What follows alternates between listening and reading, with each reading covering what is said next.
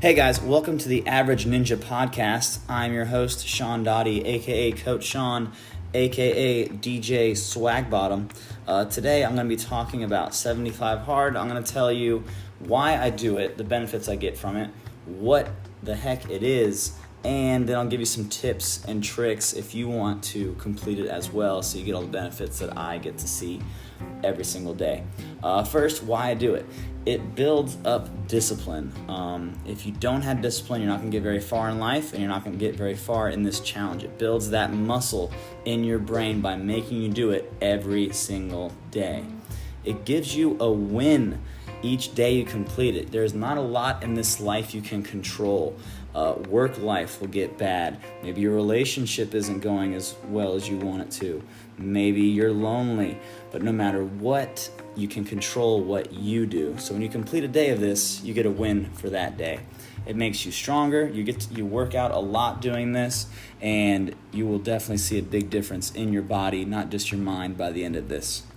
Another selfish/silly reason that I do it is no one I know has completed 75 Hard. No one that I can think of off the top of my head or, ever that I've met has completed this challenge, and that makes me proud that I am that crazy person that will do this.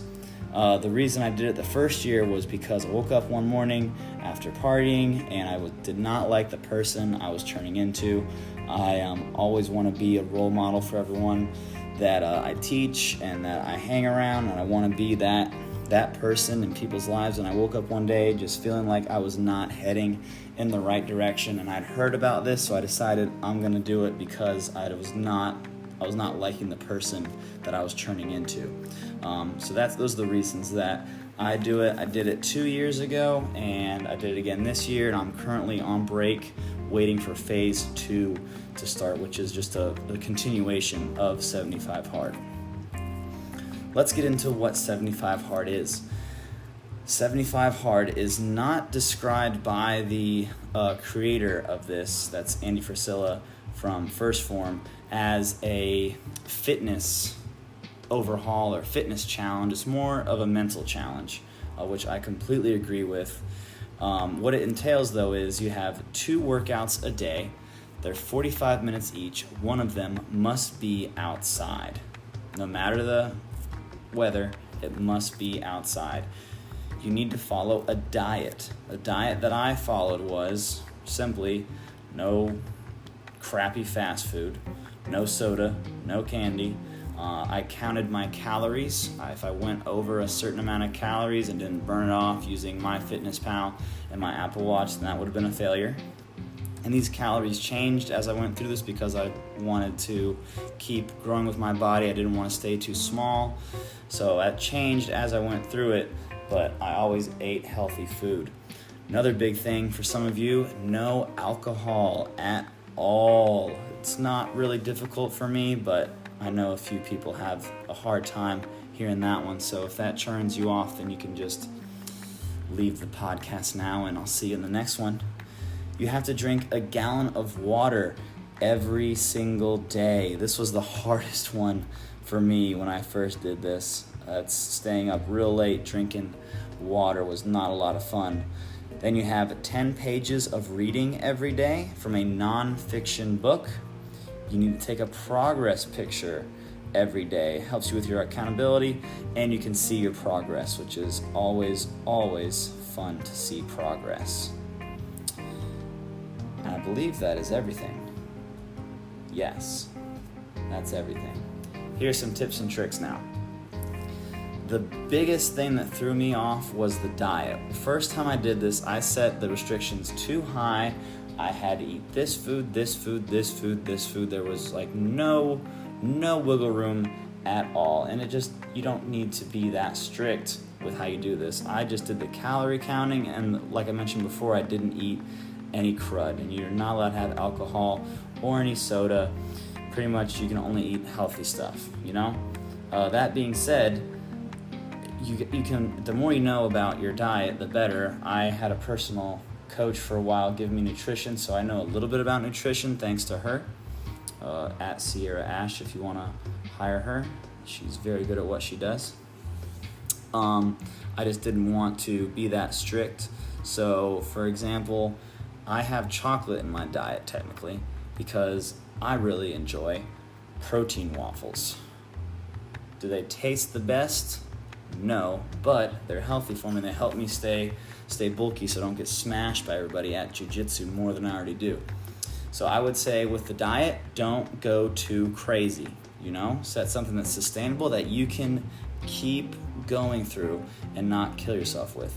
You still can have soda or alcohol though.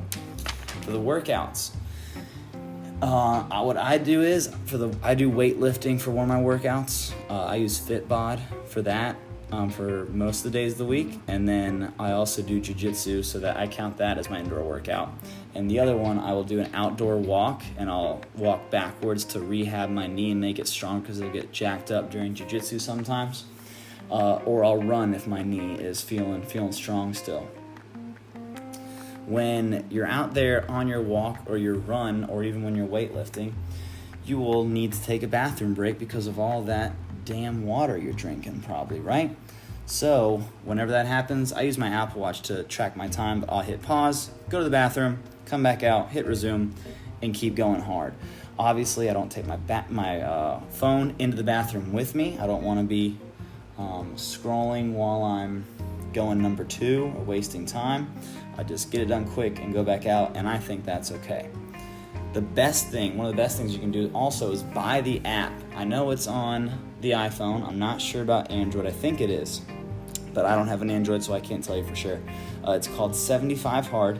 It's like $5. You can set reminders to get everything done, and I love having a checklist of things you just can hit as you go throughout your day. At the end of the day, you get, if you check everything off, you get a little screen that says, congrats, you completed day 5 or whatever, and it gives you a little link to share it on Instagram.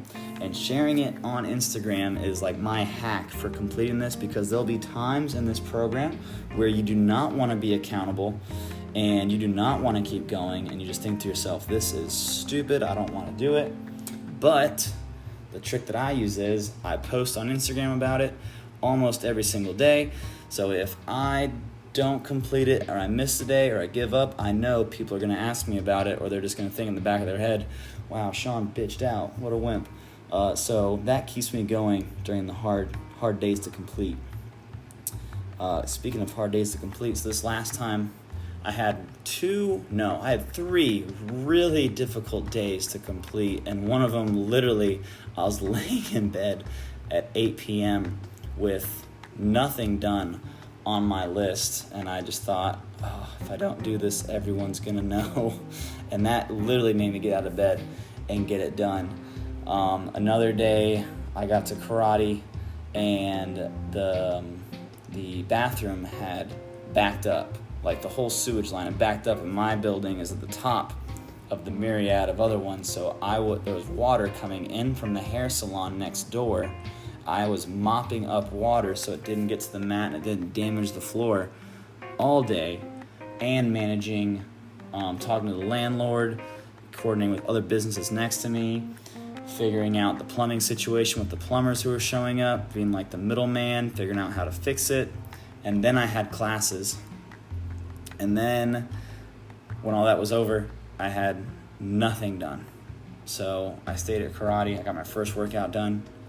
I read, I drank some water, and then I went and did my outdoor workout, ate my food, finished my gown. I got everything done and went to bed, and it was the best feeling ever because I didn't give up.